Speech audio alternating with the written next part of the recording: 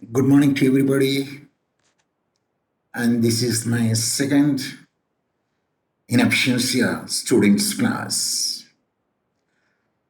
I told my students whenever you are free at any time, you may join with the Cisco WebEx so that you could see what I posted on the screen and you may read it.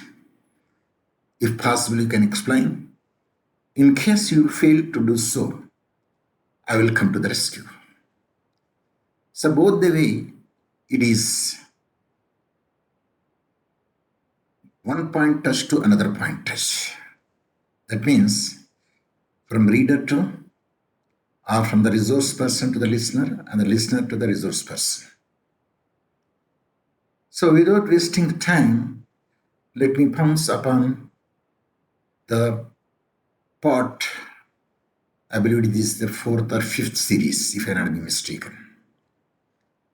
The topic is, what is the difference between IHL, that means International Human Rights Law, and Human Rights Law.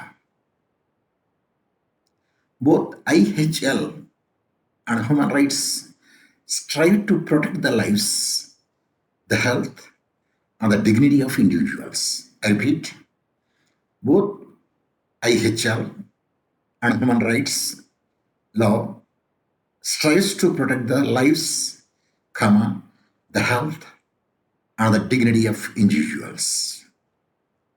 What is the international human rights law? Human rights law is a set of international rules. I repeat, human rights law is a set of international rules established by a treaty or custom on the basis of which individuals and groups can expect and or claim certain rights that must be respected and protected by their states where they are the subjects. The body of the international human rights standard also contains numerous non-treaty based principles and guidelines. Of course, that's why they will say it's a soft law. Then we come to the matter of the main treaties. The main treaties of human rights are given below. A. Universal instruments. There you can come across conventions on the prevention or the punishment of crimes of genocide, 1948. Next, conventions on the elimination of all forms of racial discrimination, 1965. Number third, International Covenant on Civil and Political Rights, 1966. Next, International Covenant on Economic and Social and Cultural Rights, 1966. Then comes Conventions on the Elimination of All Forms of Discrimination Against the Women, 1979. Conventions against torture and other cruel, inhuman, or degrading treatment of punishment, 1984. Suppose if you would be participating in my class, I would definitely ask you, read the next point from here, which I am showing the cursor. But to my knowledge or to my bad luck, even though I have specified the time, but you will not come across it. I doubt which I loaded yesterday, you might have seen it or not. Let us come to the point. Sooner or later, you will get the benefit of my lectures. Next is Conventions on the Rights of the Child, 1989. Next, International Conventions on the International Conventions on the Protection of the Rights of All Migrant Workers and Members of Their Families, 1999. International Convention for the Protection of All Persons from the Enforced Disappearance, 2006. Conventions on the Rights of the Person with Disabilities, 2006. The B category, there is a regional instruments. Of course, we are dealing with the international, but anyway, the chance has come. Let me throw a light on the regional instruments also. Number one, European Conventions on Human Rights, 1950. Number two, American Convention on the Human Rights, 1969. Number three, African Charter on Human Rights, Women and People Rights 1981. These treaties are supervised by the human rights bodies, such as the Human Rights Committee for the International Covenant on Civil and Political Rights, and the European Court for the Human Rights, for the European Convention on the Human Rights, while IHL, International Human Rights Law, and the Human Rights Law have developed their separate ways. Some human rights treaties include the provision that comes from the IHL. For instance, the Convention on the Right of the Child and its optional protocol on the involvement of the children in armed conflict, and the Convention on the Enforced Disappearance. It comes in the IHR. And IHL, yes. Come to the IHL next. IHL and International Human Rights Law are complementary bodies of the international law. There are some of the same aims, but both IHL and the human rights law strive to protect the lives, the health, the dignity of the individuals, albeit from the different angles, which is why, while very different in formulation, the essence of some of the rules is similar. For example, both IHL and human rights have prohibited torture or cruel treatment, prescribe basic rights for persons subject to criminal process, prohibit discrimination, contain provisions for the protection of women and children, another regulated aspect of the right to food and health. There are, however, important differences between them, their origin, the scope of their application, the body that implement them, and so on. So if we participate at least online, I would have to ask you to read from the origin, so that you could participate it. Then I would like to ask the questions to you, so that would be cause face-to-face class, even though we are not in face-to-face. Let us see that origin. IHL, that is International Human Rights Law, the origin of which are ancient, was codified in the second half of the 19th century under the influence of Henry Dunant, the founding father of the International Committee of the Red Cross. See question 6 in the reference. Human rights law is more recent body of law. It had its origin in certain national human rights declarations influenced by the ideas of the Enlightenment, such as the States Declaration of the Independence in 1776, and the French Declaration on the Rights of Man and the Citizens in 1789. It is only after the Second World War that human rights emerged under the auspices of the United Nations and the branch of the international law. The Universal Declaration of Human Rights of 1948 first defined human rights law at the international level in a non-binding General Assembly resolution. It was only in 1966 that this declaration was translated into universal human rights treaties. The International Covenants on the Civil and Political Rights and the International Covenants on the Economic, Social and Cultural Rights, both of 1966. The temporal scope of application, what it means. While IHL applies exclusively in armed conflict, human rights law applies in principle at all times. In a peacetime, during armed conflict, however, unlike the IHL, some rights treaties permit government to derogate from the certain obligations during public emergency that threatens the life of the nation. Of course, we will make a debate how it can be treaties, what is must, what is not must in the discussion. The derogation must, however, be necessary and proportional to the crisis and must not be introduced on a discriminatory basis and must not contravene other rules of international law, including provisions of IHL. Certain human rights can never be derogated from.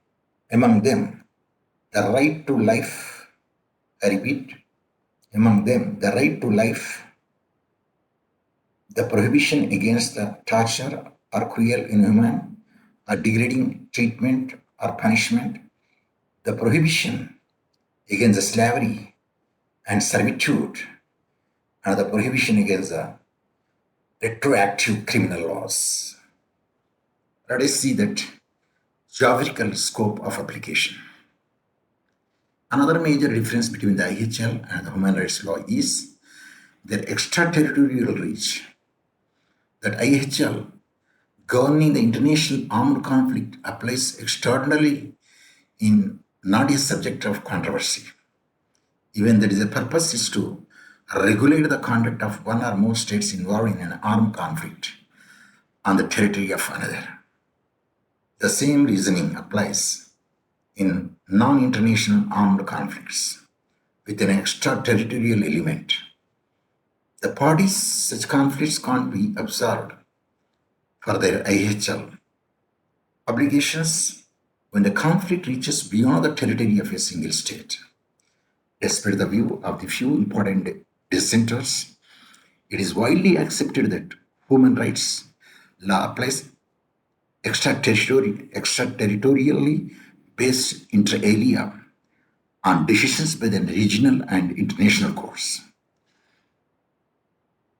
The practice, extent of which application, however, is to be determined. Human rights bodies generally admit the extraterritorial application of the human rights law when a state exercises control over the territory. That is the occupation of a present. That is a definition, we can make it out. Then comes later, human rights case law is unsettled. I repeat, human rights case law is unsettled. However, on the extraterritorial application of the human rights norms governing the use of force. Next subheading, personal scope of application. Suppose if you are present over there, any one of them, I would have to like to ask you to read this one, but I found in your absence, that's why I'm continuing.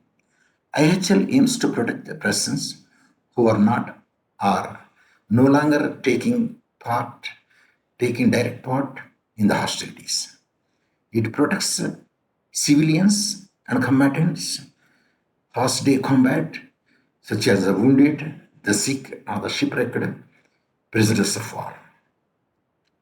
Human rights law, developed primarily for the peacetime, applies to all persons within the jurisdiction of a state.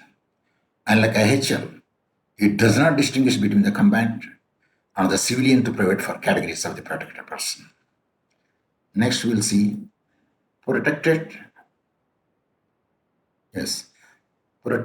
parties bound, civil provided the categories of the person protected.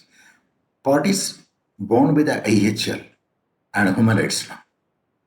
IHL binds all parties to an armed conflict and thus established an inequality of right and obligations between the states on the states for the benefit of the everyone who may be affected by their conduct and essentially original relations. The human rights law governs the relationship between state and persons who are in its territory and are subject to the jurisdiction, and essentially a vertical relationship, laying out the obligation state vis-a-vis individual across a wide spectrum of conduct. Thus, human rights law binds only states as evidenced by the fact that the human rights treaties and other sources of human rights standards don't create a legal obligation for non-state armed groups. The reason for this is the most group of this kind are unable to comply with the full range of obligations under human rights law because under the governments they cannot carry out the function on which the implementers of human rights norm is premised. There is a notable exception to this generalizations about the non-state armed groups. Those cases in which a group, usually with the virtue of the control, stable control of the territory, has the ability to act like the state authority and its human rights responsibility, therefore be recognized de facto. The substantive scope of application. IHL and the human rights law shares common substantive law which such as prohibition of torture, but they also contain very different provisions. IHL deals with many issues that are outside the purview of the human rights law, such as the status of the combatants and the prisoners of war, the production of the Red Cross and the Red Crescent emblems, and the legality of the specific kinds of weapons. Similarly, human rights law deals with the aspect of life that are not regulated by the IHL. I repeat. Similarly, human rights law deal with the aspect of life that are not regulated by the IHL, such as the freedom of the press, the right to assembly, to vote, to strike, and other matters. Furthermore, there are areas that are governed by both the IHL and the human rights law, but the different and sometimes contradictory way. This is especially the case of the use of force of detention. Yes, next. Regarding the use of the force, IHL refers to an conduct of the hostilities recognized for the use of the lethal force inherent to waging war. This is because the ultimate aim of military operation is to prevail over the enemy's armed forces. Parties to an armed conflict are thus permitted, or at least are not legally barred from, attacking each other's military objectives, including enemy personnel. Violence detected against the target is not prohibited 40 by the IHL, regardless of whether it is inflicted by the state or non-state party to an armed conflict. Acts of the violence against the civilian and the civilian objects, as well as the indiscriminate attacks, are by the contrast unlawful because one of the main purpose of the IHL is to spare civilian and civilian objects with the effect hostility, and IHL prosecution must be taken into in order to minimize the civilian losses. Human rights are was yes, human rights was covered. I repeat where you missed it. Civilian precaution must be taken in order to minimize the civilian losses. Human rights was conceived to protect the person from the abuse of the state. It regulates not the conduct of the hostilities between the parties to a conflict, but the manner in which force may be used in law enforcement. The law enforcement is predicated upon a capture rather than the kill approach. The use of force must be last resort for the protecting the life.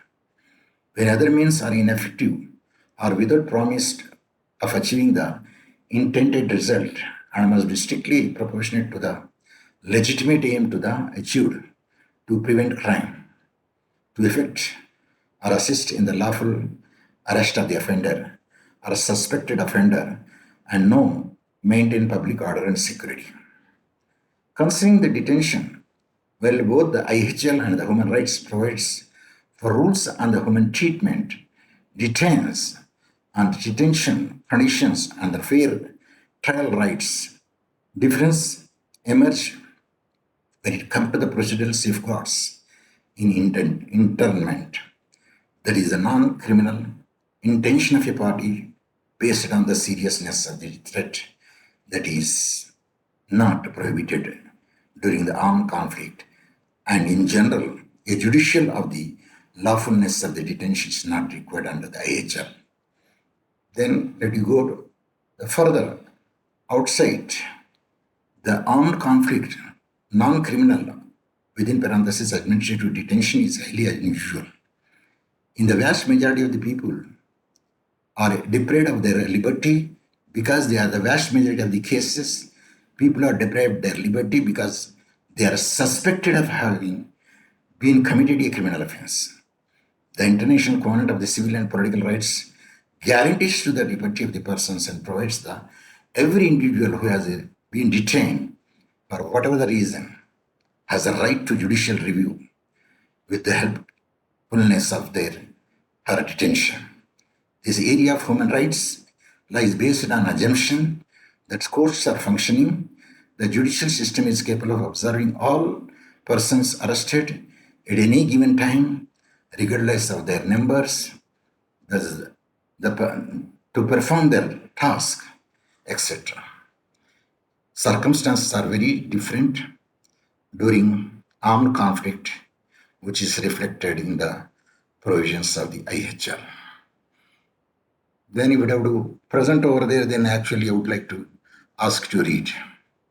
But your absence is there, then I am continuing.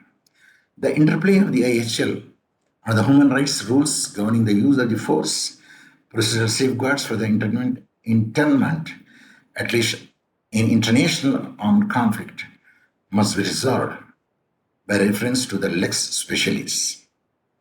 That is the provision of the IHL that were specifically designed to deal with those two areas. Now let us see that the interplay of the HAL and the human rights law. The interplay of the IHL and the human rights law remains the subject of much legal attention, particularly because of its consequences of the conduct of the military operations.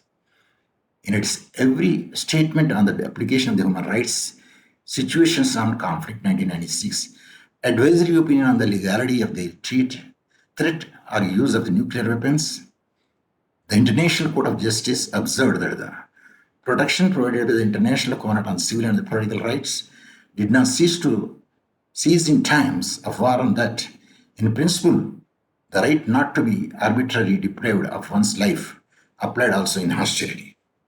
The court added that, I repeat, the court added that was constituted arbitrarily deprivation of life had led to the determined by the applicable lex specialis, namely the law applicable in armed conflict, which is designed to regulate the conduct of hostilities.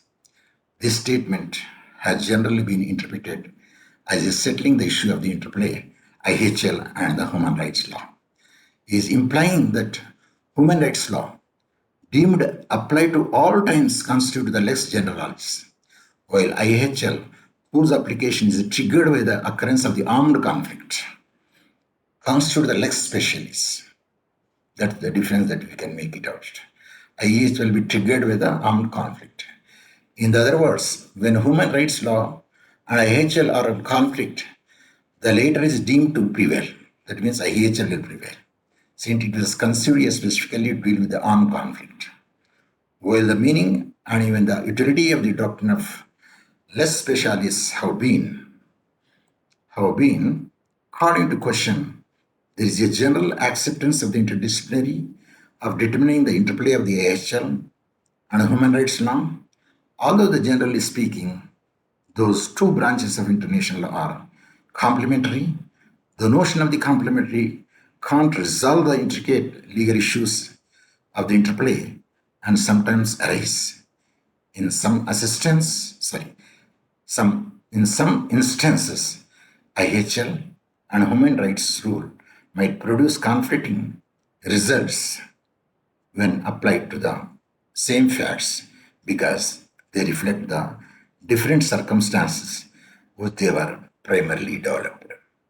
So, because of the student are not present over there, in spite of my repetition, that when you would be available, so that I would conduct the class, but only once in a week you are coming.